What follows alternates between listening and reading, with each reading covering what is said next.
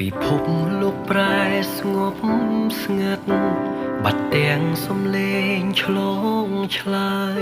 អោខ្លួនខ្ញុំអើយរងាឯកាតាលើលោកនេះអ្នកណាកំណត់ជួបឬប្រត់តាអ្នកណាសូមកំណត់វាសនាចាឲ្យជួបនាងផងភាពឯកាចូលមករួមរិតបេះដូងរាល់ថ្ងៃ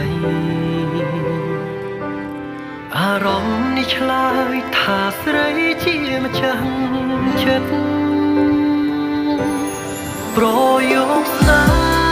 ហ៍ច្រៀងក្បែរដួងច័ន្ទភ្លឺ